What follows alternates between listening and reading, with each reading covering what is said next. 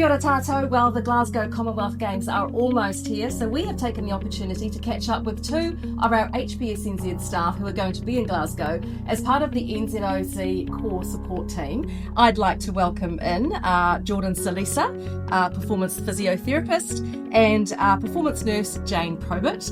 Welcome, guys. Thanks so much for talking to us today. So we're going to talk about your preparations for the Games, what you'll be doing there, how different they are going to be. Jordan, I'll come to you first. Can you tell me a little bit about your previous Games experience and what your role will be this time in Glasgow? My role is pretty simple. It's head of therapies, which in this case is actually just physiotherapists with some contracted massage therapy when we're there.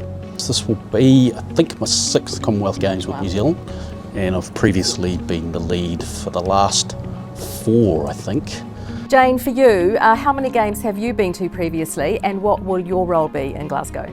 This is my 2nd Commonwealth Games, my 4th Games in total, but my 2nd, and my first obviously was Birmingham in 2022. For both, I am the nurse primarily, but I'm also the admin person. So I'm the Hey Jane go-to person who knows where everything is, knows where everyone is, and hopefully can lead people in the right direction. But my main bread and butter is I do a lot of wound care and triage and looking after, all the athletes' needs if they need, and help the doctors along the way.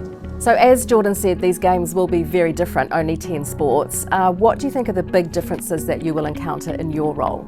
The build-up has been different. Geordie and I are integral in the part of supplying all the consumables for the medical centre that we're going to set up in Glasgow, and also I do all the ordering and of the medication that we're going to have for the doctors to use there. And so with this one, even only up to a few months ago, we were unsure about how we were going to bring stuff into Glasgow. So we finally worked out through collaboration with Glasgow that we could bring most of the stuff in that we needed, and we got that on the ship and container in April. The medications has been pretty straightforward. I collaborate with the team doctor lead, which is Simon Baker, and we work out how many athletes are going, how many staff are going, how much medication, what illnesses, what injuries, what do you think we'll be treating, trying to predict what's going to happen, and we're a fully functioning medical clinic. Jordan, for you, you've been to so many Games. What differences do you think you will encounter at this Games? Broadly speaking, none. It's still for athletes and their direct support staff. It's the Commonwealth Games they're going to compete. None of that changes, and that's the important part. For the likes of ourselves and the operational team, the media team as well, that's where the difference lies, and it's probably our job to make the rest of it just seem normal. Yeah, there are differences, like we're staying in hotels, and those hotels aren't a Games village, which is significantly different, where we don't have a dining hall, we're eating in hotels, so there are differences, but it's still the key focus for me is athletes competing, which is what they train to do.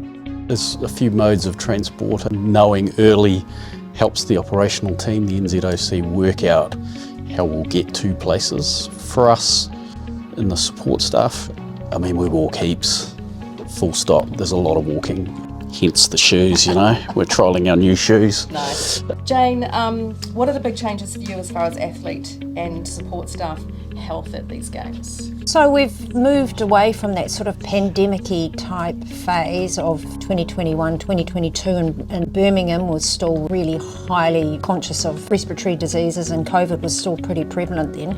This Games, that will all be gone, but we've found from previous Games that wearing masks and hand sanitising is really, really important, and it has proved, without a doubt, to lessen illnesses at Games, and therefore athletes being able to compete. So what we are really encouraging, and we've been doing this over and over again, is that athletes wear masks, and staff on the planes, crowded places, hand sanitise whenever they can, and a big thing for us is also immunisation. Make sure you've got an up-to-date COVID test, a vaccine and a latest flu jab.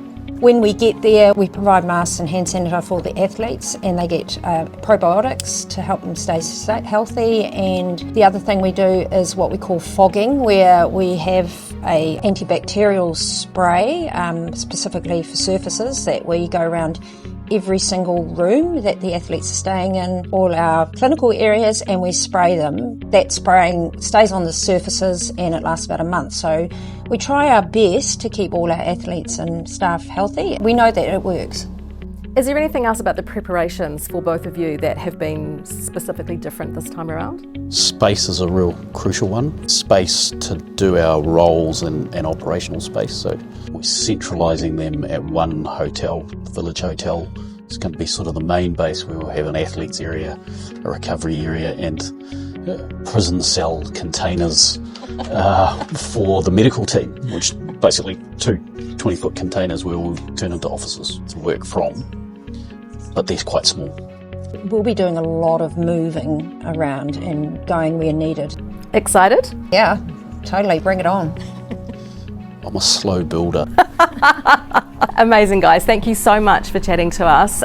Go well in Glasgow. I hope it goes well. And yeah, go New Zealand. Thank you. Thanks, Michelle.